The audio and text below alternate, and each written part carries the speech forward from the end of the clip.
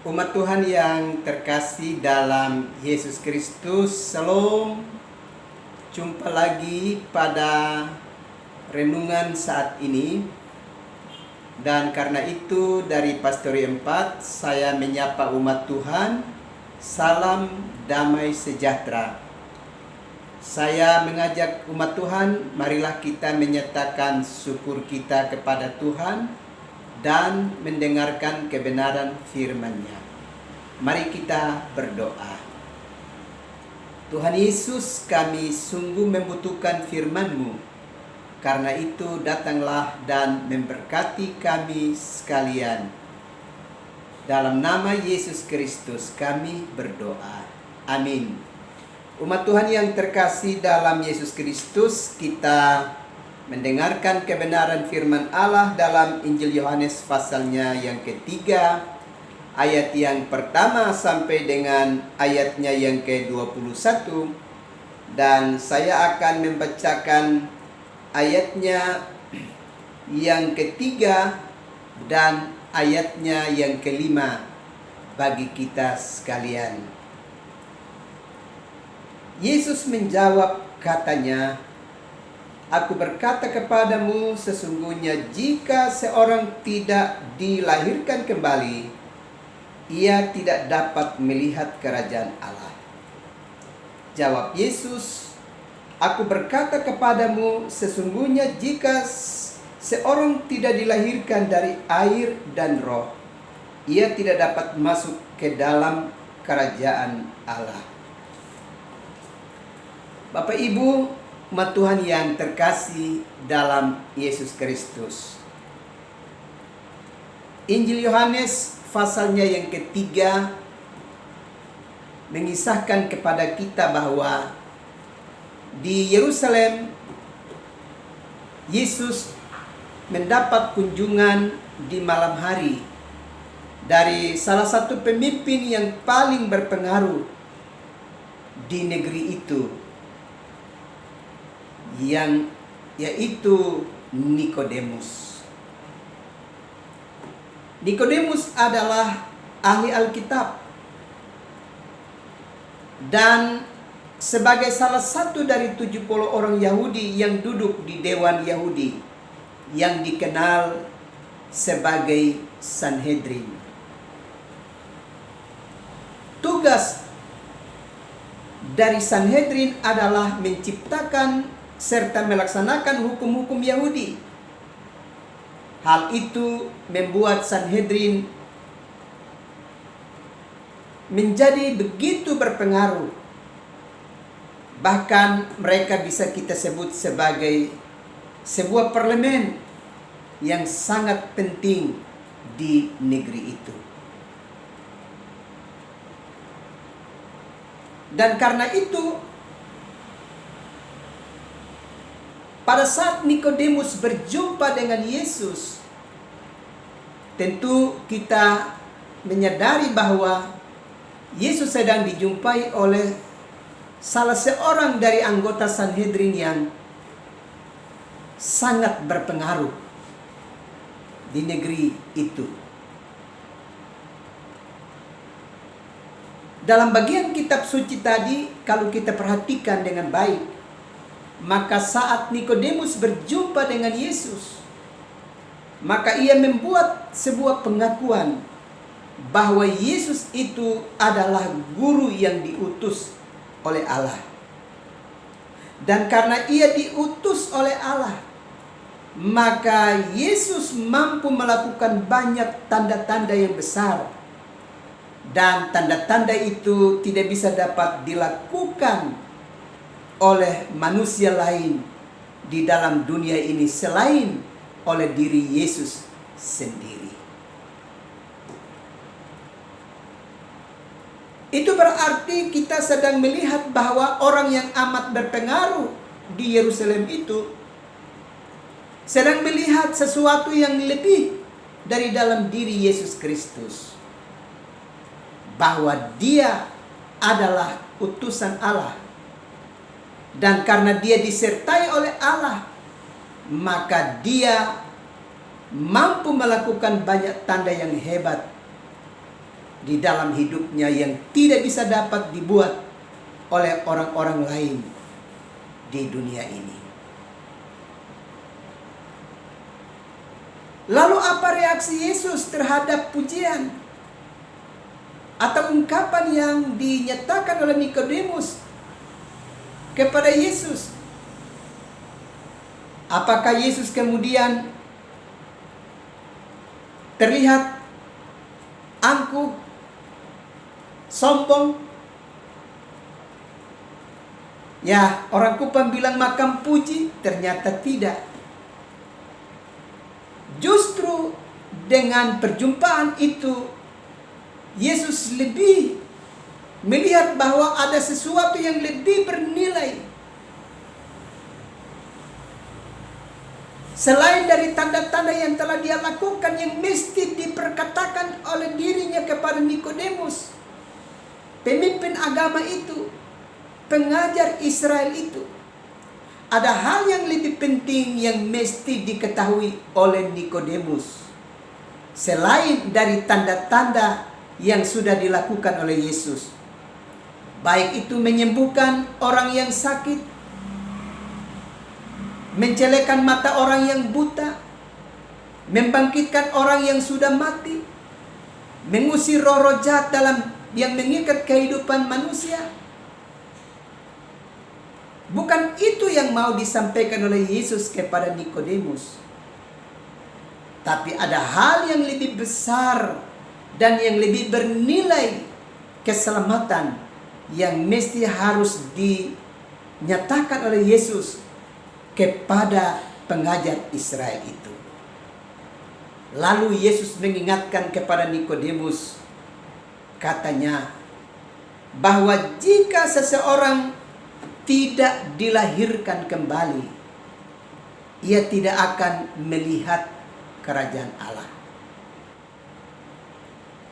Selanjutnya Yesus menegaskan bahwa jika seseorang tidak dilahirkan dari air dan roh, ia tidak akan dapat masuk ke dalam kerajaan Allah.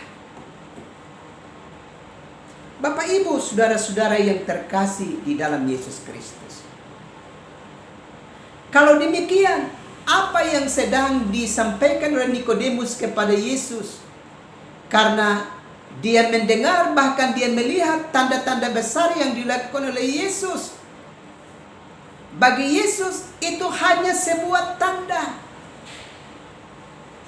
untuk mau membuka mata setiap orang yang menyaksikan, untuk memandang kepada dirinya siapa sesungguhnya dirinya yang sedang datang.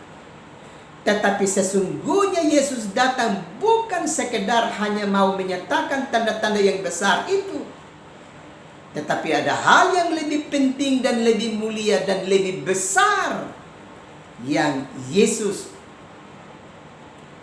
mau sampaikan dan bawa kepada umat manusia.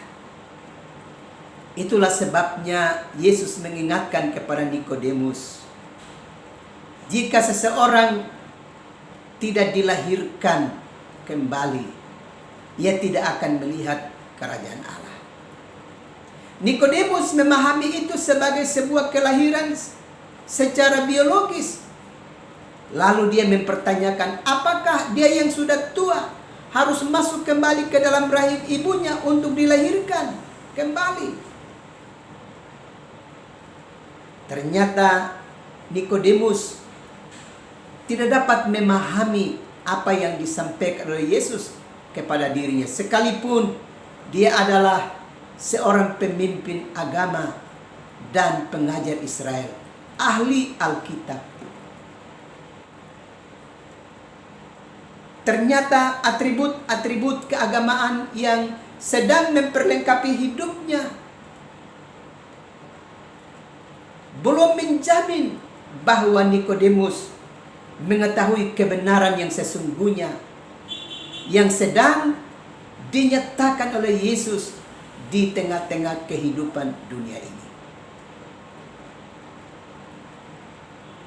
Sesungguhnya kalau kita belajar dalam kesaksian kitab suci, kalau Yesus mengingatkan kepada setiap orang untuk harus dilahirkan kembali supaya bisa melihat kerajaan Allah, kita pasti ingat bahwa sebagai manusia kita dilahirkan sebagai makhluk yang berdosa. Kita ingat Mazmur 51 ayatnya yang ke-7. Sesungguhnya dalam kesalahan aku diperanakan, dalam dosa aku dikandung ibuku. Itu berarti kitab Mazmur 51 mau mengingatkan kepada kita bahwa setiap kita adalah orang berdosa. Dan orang berdosa upahnya adalah maut. Roma 6 ayat yang ke-23. Karena itu supaya kita bisa dibebaskan dari maut, kita harus dilahirkan kembali. Dan yang bisa dapat melahirkan kita kembali itu adalah Yesus Kristus di dalam karyanya yang agung. Kita ingat di dalam pertama Korintus pasalnya yang ke-15. Pertama Korintus pasalnya yang ke-15, kita bisa perhatikan pada ayatnya yang ke-26. Di sana diingatkan kepada kita bahwa musuh terakhir yang dibinasakan ialah maut. Itu berarti dosa telah menyebabkan kita menjadi bagian dari maut, dalam kungkungan maut. Tetapi karena Yesus Kristus, kita yang telah dilahirkan dalam dosa dan bagian kita adalah maut, dilahirkan kembali melalui karya penebusan yang telah dikerjakan serta kedaulatan Yesus untuk mengalahkan kuasa maut, sehingga oleh Yesus Kristus setiap kita dapat dilahirkan kembali. Dengan demikian, kalau Yesus sedang mengingatkan kepada Nikodemus bahwa setiap orang harus dilahirkan kembali supaya bisa melihat kerajaan Allah, maka sebenarnya Nikodemus sedang diingatkan supaya memandang kepada Kristus. Menerima Kristus bukan sekedar sebagai seorang utusan Allah, guru yang diutus oleh Allah dan yang disertai oleh Allah, tapi dia adalah Allah itu sendiri yang datang untuk melakukan proses untuk kita dilahirkan kembali supaya kita dapat dibebaskan. Kita ingat bahwa proses kehadirannya melalui rahim seorang perempuan. Dalam kitab Mazmur pasalnya yang ke-51 tadi telah kita lihat bahwa semua kita umat manusia itu dilahirkan dari rahim yang berdosa. Dan di dalam rahim yang berdosa itu Yesus hadir untuk melakukan proses penebusan dosa, membersihkan rahim yang berdosa itu untuk dikuduskan. Dan yang menguduskannya itu adalah Roh Kudus sendiri.